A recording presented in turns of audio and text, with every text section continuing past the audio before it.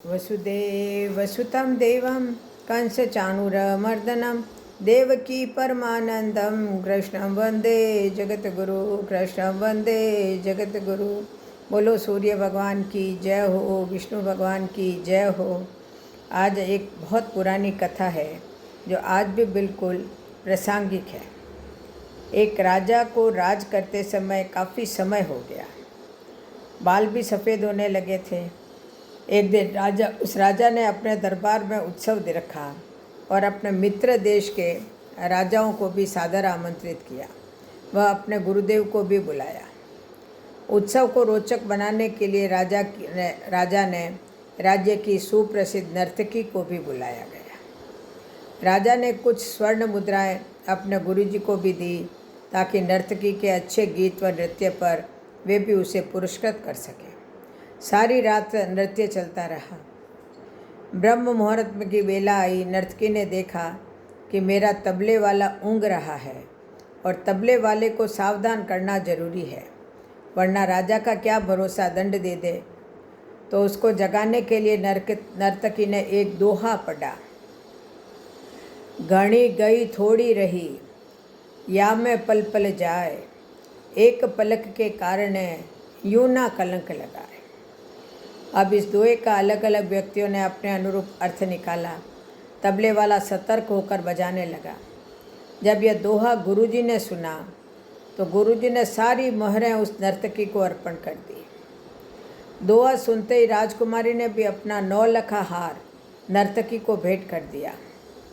दोहा सुनते ही राजा के युवराज ने भी अपना मुकुट उतारकर नर्तकी को समर्पित कर दिया। राजा बहुत ही अचंभित हो गया।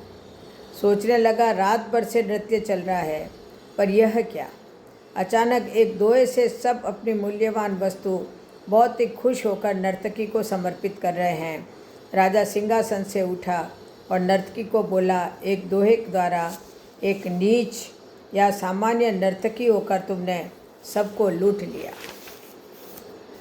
जब यह बात राजा के गुरु ने सुनी तो गुरु के नेत्रों में आंसू आ गए और गुरुजी कहने लगे कि राजा, इसको नीच नर्तकी मत कहिए, ये अब मेरी गुरु बन गई है, क्योंकि इसके दोहे ने मेरी आंखें खोल दी है। दोहे से यह कह रही है कि मैं सारी उम्र जंगलों में भक्ति करता रहा और आखिरी समय में नर्तकी का मुजरा देखकर अपनी साधना नष्ट करने यहाँ चला आया। मैं तो चला, यह कहकर गुरुजी तो अपना कमंडल उठाकर जंगल की ओर चल पड़े।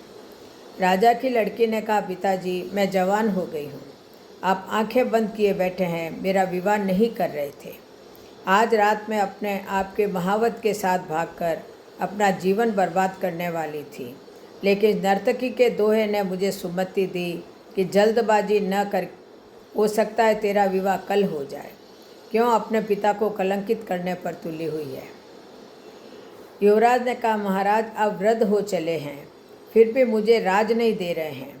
मैं आज रात ही आपके सिपाहियों से मिलकर आपको मारने वाला था, लेकिन इस दोहे ने समझाया कि पगले, आज नहीं तो कल आखिर राज तो तुम्हें ही मिलना है।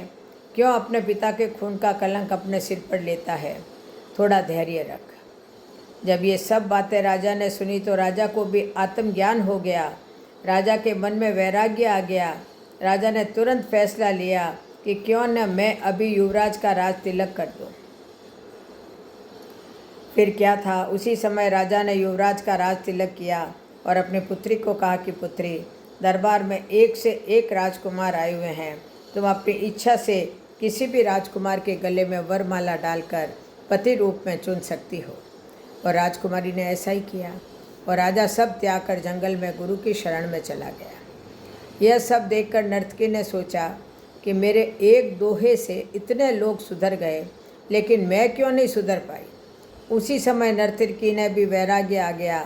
उसने उसी समय निर्णय लिया कि आज से मैं अपना नृत्य बंद करती हूँ। हे प्रभु, मेरे पापों से मुझे क्षमा करना, बस आज से मैं सिर्फ तुम्हारा सुमरन करूँगी। इसीलिए कहते हैं कि सब काम छोड़ के भगवान का सुमरन करो, क्योंकि अब समय पता नहीं कितना अपने पास बचा है। बोलो जय श्री कृष्ण, जय जय श्री राधे, जय जय श्री कृष्ण।